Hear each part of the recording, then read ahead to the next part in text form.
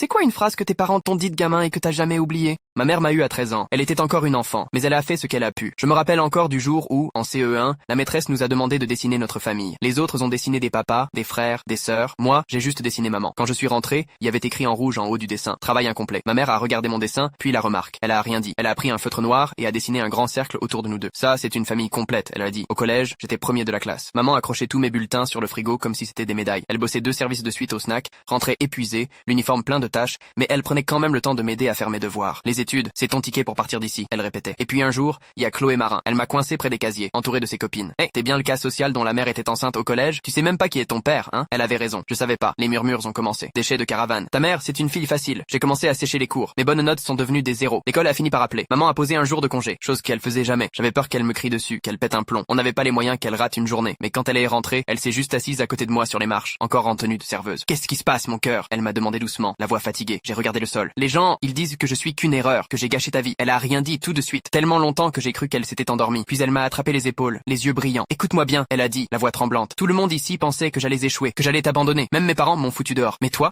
t'es la meilleure décision que j'ai jamais prise. Elle a essuyé ses larmes. Alors demain, on va leur montrer de quel bois on se chauffe. Le lendemain, elle s'est transformée. Cheveux tirés, maquillée comme pour un entretien. Robe bleu marine que je connaissais que pour les occasions sérieuses. Je suis punie? J'ai demandé. Non, elle a dit en mettant son rouge à lèvres. Mais eux, oui. Elle est entrée dans le collège comme une tempête. La secrétaire a essayé de l'arrêter. Elle l'a ignorée. Moi, je la suivais, mi-effrayée, mi-fascinée. Elle a ouvert la porte du bureau du directeur sans frapper. Monsieur Morel a levé les yeux, agacé, jusqu'à ce qu'il la reconnaisse. Madame Julien. Exact. La collégienne enceinte. Tu te souviens de moi? Son visage a changé. Elle avait été élève ici. Et c'était déjà lui, le principal. Je veux que Chloé Marin et ses parents soient dans ton bureau aujourd'hui. Et si tu me dis que c'est pas possible, je contacterai direct le rectorat pour leur parler de comment vous gérez le harcèlement ici. Il m'a regardé, puis elle. Quelque chose a changé dans ses yeux. Du respect. Ou peut-être de la peur. Et maman a continué, posant les mains sur son bureau. Je leur dirai aussi qu'il y a 12 ans, tu m'as conseillé d'avorter. Parce que selon toi, les filles comme moi font pas de bonne mère. La réunion a eu lieu l'après-midi. Je les ai regardées à travers la vitre. Maman, face aux parents de Chloé. Un médecin et une avocate, tirés à 4 épingles. Elle n'a pas haussé le ton une seule fois. À la fin, Madame Marin pleurait en silence. Monsieur Marin tripotait sa cravate comme si elle l'étranglait. Chloé a dû s'excuser. Mais c'est le visage de ses parents que j'oublierai jamais. La honte pure. Le père osait même pas regarder ma mère en partant. Et maman m'a murmuré en me serrant la main. Laisse jamais personne te faire sentir que t'es moins que rien.